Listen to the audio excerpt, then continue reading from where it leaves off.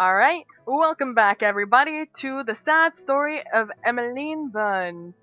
So we're gonna find out what Emily's nickname for Toma, this gal right here, is. So we left off with Toma saying, yes, it doesn't bother me. Yes, it doesn't bother me. There we go. Anything would be better than Toma. Well, let me see. Emily looks me up and down, one finger against her lower lip. Her smile is teasing and her eyes flash mischievously, like a naughty schoolgirl. Sorry.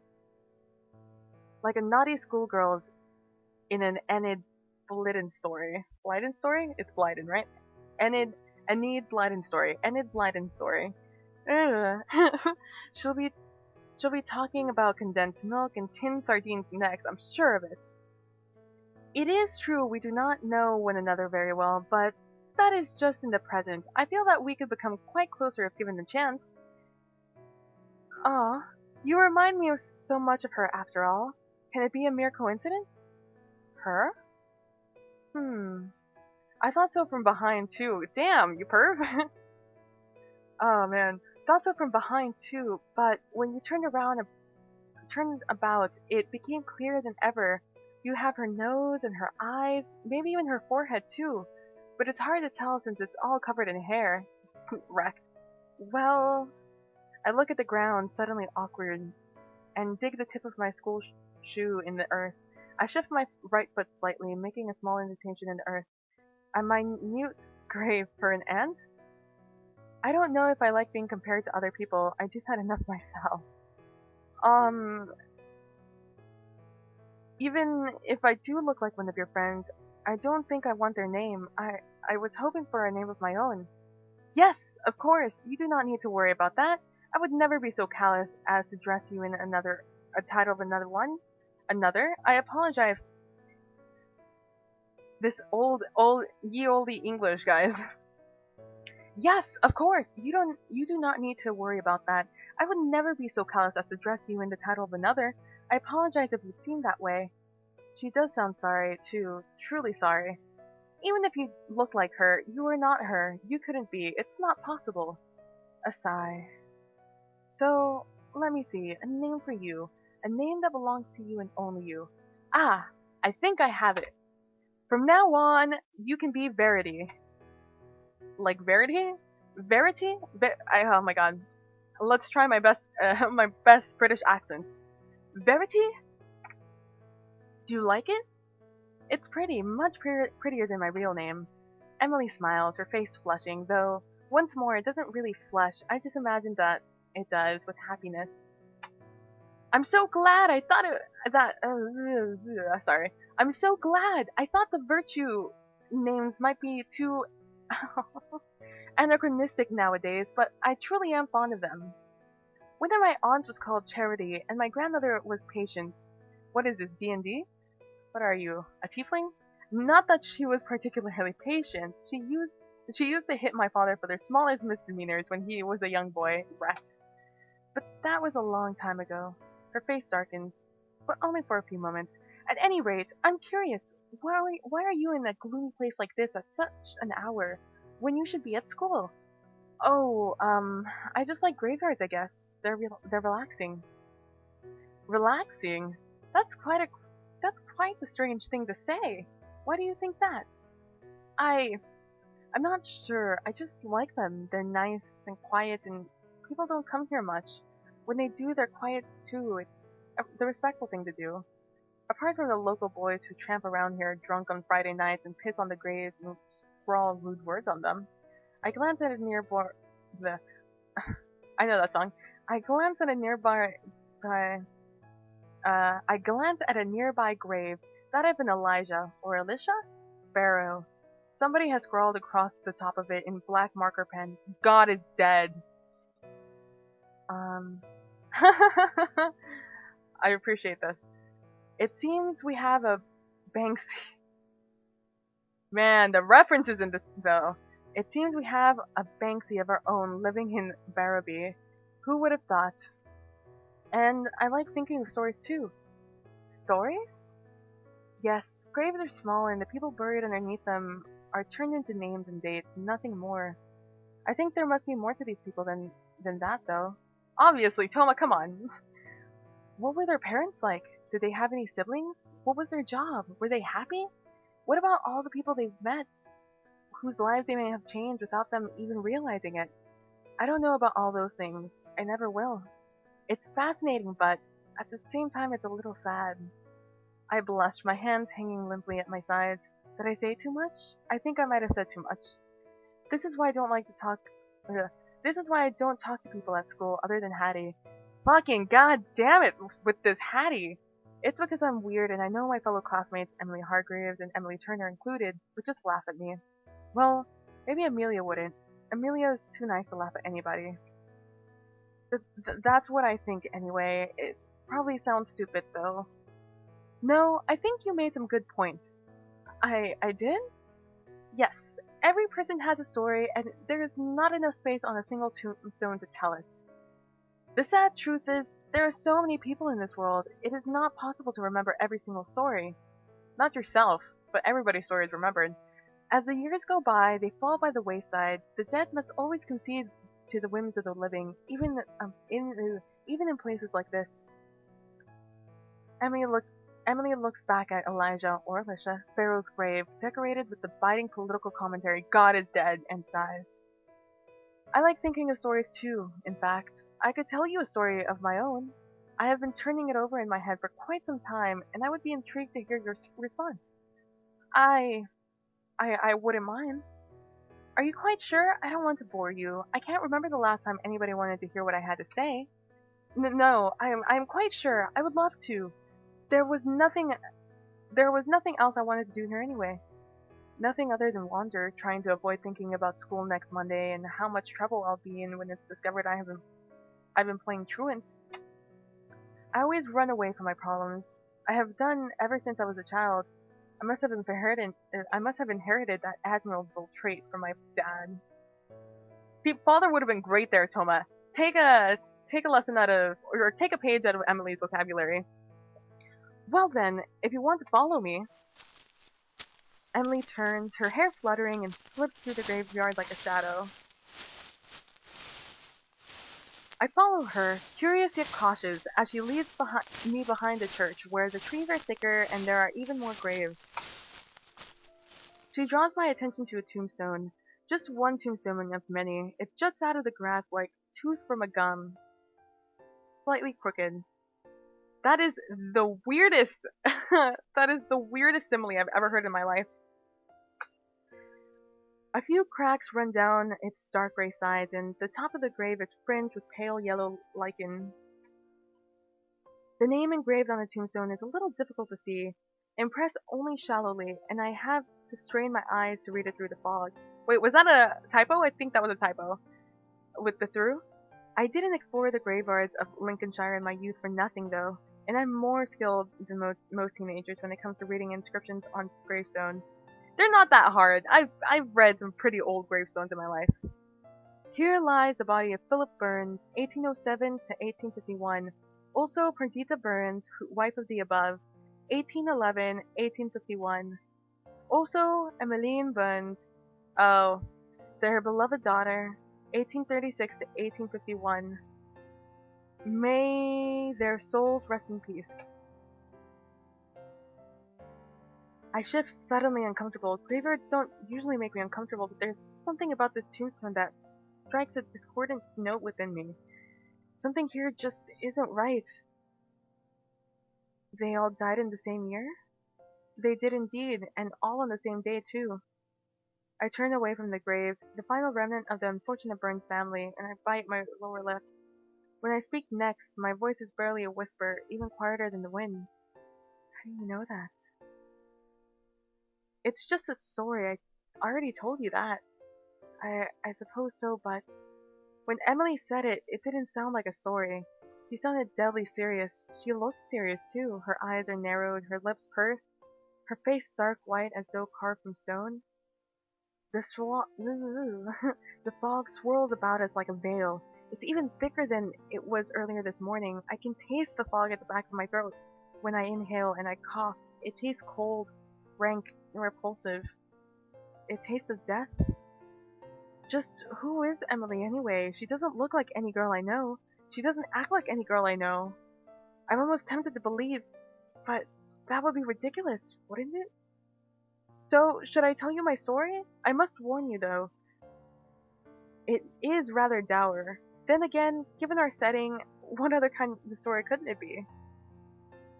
You should already know how it ends. And so we begin. Oh good, another one of these. Emmeline Burns, born in 1936 to Philip and Perdita Burns, led a charmed life.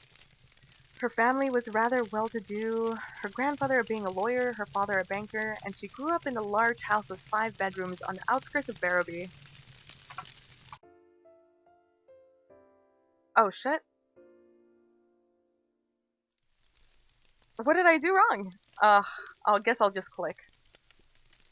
Yes.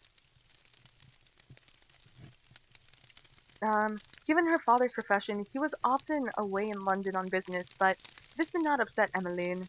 She was old enough to understand that her father needed to work so they could afford her nice house and her fine clothes and the ribbons she wore in her hair, so she did not complain. Though she did not see her father for months at a time, when he returned home it was always with a present for Emmeline, and a kiss on her cheek, and it was as though he had never been away at all. Philip was a kind man, though he may not have had a paragon of many virtues. He's the runt of the litter. If he were the pig, we would have drowned him in the well. Grandmother, Patience, always griped. That's fucking harsh as fuck. He was not naturally predispositioned. Blah, blah, blah. Oh, let's sit up. Let's sit up and let's finish reading this. He was not naturally predisposed to the world of financing. He did have a good head on his shoulders, and he was relatively intelligent. Not even Grandmother Patience could deny that. It was through his quick wit rather than his magnetic charisma, of which he was sorely lacking, that Philip had been able to expand upon the Burns family fortune, as he had invested a good deal of their money into the stock market. Emmeline really did love her father, despite his lack of presence in her life, or maybe because of it. They do say, after all, that absence makes the heart grow fonder. That is false. Even when Philip was not at home, Emmeline had a great deal to busy herself with, and she was never bored or lonely. She would help her mother with her embroidery, or exchange idle gossip with the servants, or go for long walks about the countryside, eating blackberries from the hedgerows, and snagging her dress on brambles. Emmeline's long-suffering governess, Helena Warren, certainly had her hands full when it came to disciplining her rowdy pupil. Though Emmeline was not unintelligent, she had been born with the disposition of a sea captain or a polar explorer. She was physically incapable of sitting still for 5 minutes. That is, until she was with Cornelia Linton. Ooh. Emmeline and Cornelia had Emmeline and Cornelia had known one another since they were both babies, and they were almost inseparable. They spent most of their waking hours together, sitting by the lakeside in the Linton private estate. They would stare out across the untroubled waters, which carried along with it lily pads, reeds, and fish with shimmering scales, and they would talk, sipping raspberry lemonade. Everyone in Barrowby, everyone in Barrowby knew that the lake in the Linton estate belonged to Cornelia and Emmeline. They had claimed it through their countless hours they had whiled away by those grassy banks, feeding the fish and dipping their bare toes into the water. The lake was their private land, a secret garden everyone knew of, but nobody would intrude upon. And so it was that Emmeline and Cornelia spent the summer months together, basking under the sunshine. Oh god, it's so bright. Wow. Wow. Okay. Just cause we switched their places doesn't mean that we suddenly didn't aren't using the exact same sprite for Toma and Cornelia. Wow. Let's see. So, how is your embroidery coming along? Cornelia pouted, giving Emmeline a light shove in the shoulder. Oh, please, do not ask me about my embroidery. You know better than anybody. I like Cornelia. She's spunky. She has spunk. You know better than anybody how dreadful I am at it. I have no hand-eye coordination whatsoever. Emmeline giggled, returning Cornelia's shove with one of her own. I do not understand how you can be that terrible at sewing, Nellie. It's hardly a science. It may be simple for you, but it is not so simple for me. Engaging in an activity I have no talent for is incredibly disheartening, and I keep poking myself with a needle. Ooh, let me see. What? No. Cornelia's pout deepened, and she held her hands behind her back, attempting to hide them. Why do you want to see my hands anyway? Do you want to gloat? Me? Gloat? I would never! I just want to see the wounds that have already been dealt to you, despite your best efforts, my dear Cornelia, so I may applaud you for your bravery. Hum. Forgive me for being so cynical, but I suspect you may be making fun of me. Of course I will forgive you. You cannot help your cynicism, given your father fancies himself a philosopher. It must run in your family. Fucking savage, man. Brutal. Wrecked. Indeed he does. A library is full of Hegel and Kant, though I doubt he understands it. Mother says he just wants to show off at dinner parties. How is he able to show off if he cannot understand the material he speaks of? It's nothing more than bluster. Mother says pretense is one of the key traits a man must possess if he wishes to be successful in this world. Wow. My father is an earnest man. He cannot lie if his life depended on it, especially not about philosophy. And that is why my mother worries about you, Emmeline. She has said as much before. She need not concern herself with my family. We may not be as rich as you, but what we lack in wealth we make up for with law. Oh god, okay. She's angry. Let's take a drink. She need not concern herself with my family. We may not be as rich as you, but what we lack in wealth we make up for it with raw talent. Are you saying I have no talent? Are you saying I have no talent? Talent? I am saying it is somewhat sad that a 14-year-old girl such as yourself still cannot sew a single comforter. Hey! Cornelia. Fucking this bitch. Fucking Emmeline. Cornelia, who had let her guard slip as she pondered her father's ill-fated attempts to integrate sorry, it's just really funny. To ingratiate himself with the intelligentsia of the age, tried to obscure her hands behind her back once more, but it was already too late. Oh, hello there. What are you doing, Emmy? I am examining your hand. What? As I said I would. Oh dear. Emmeline tutted and shook her head, her fingers linked together with Cornelia's. They are beautiful hands, with such smooth skin, yet they are marked all over with red dots. It appears as though you have been used as a human pincushion. I already told you, Emmy. I have no skills when it comes to sewing. Why must you tease me so? I was not teasing you. I was honoring your efforts. That is a bald-faced lie, and we both know it. If you had an ounce of respect for me, you would not be smiling like that. Like what? Like that. Now let go of me. But Emmeline did not. Instead, she continued to stand there, skirts flirting about her legs, attempting to peer into Cornelia's grumpy little face with undisguised amusement. Emmy, I told you to let go. Why do you never listen to me? Because seeing you blush is so much fun, of course. Oh god, I am Emmeline and Emmeline is I. Emmy! If Cornelia had the use of both of her hands, perhaps she would have struck the top of Emmeline's head for her insolence. As it was, she did not, and all she could do was glare. Ah, glare and blush. Cornelia blushed a lot. That was one of the downsides of having such fair skin. That, and when she poked herself with the sewing needle, as she was so prone to doing, the red welts that resulted stood out sharply, starkly against her milky complexion. Why are you acting so coy, Nellie? I know you enjoy my company, really. But be that as it may, you are behaving rather childlessly right now, and I have no desire to indulge your whims. Honestly? Honestly. Even if those whims are... what a little cunt. Even if those whims are your own as well? Well, Cornelia let her head hang, her face turning just a shade darker. This was not the first time the two girls had held hands. They had been friends ever since they were small, and they were not unfamiliar with the sensation of the other's skin. Whoa. In fact, they were more well versed with one another's bodies than one might have expected. Whoa. Oh, here we go. Though their mothers would have scolded them for the unladylike manner with which they comported themselves when left alone by the lakeside, they would have been scandalized to learn that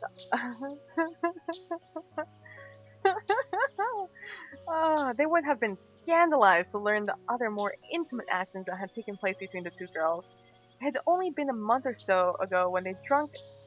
Sorry, I was just checking the time. It had only been a month or so ago when, drunk on the lazy heat of the encroaching summer, the two girls had slowly, lackadaisically shared their first kiss. Not a kiss on the cheek or the temple, as they had done during their babyhood, but a true kiss, typically shared between two adults of the opposite sex. Neither of them knew who had instigated the kiss or why they had lingered for so long in such a manner, their lips pressed together, but both agreed after the fact that they had liked it. It had just felt right. As such, without giving the moment of intimacy too much thought, the two girls had continued to display their affection for one another in such a manner all through the summer of 1851. It may have been uncommon for the two women to exchange such kisses and caresses. But what of it? Why should they not? Why should they not kiss one another if they wanted to?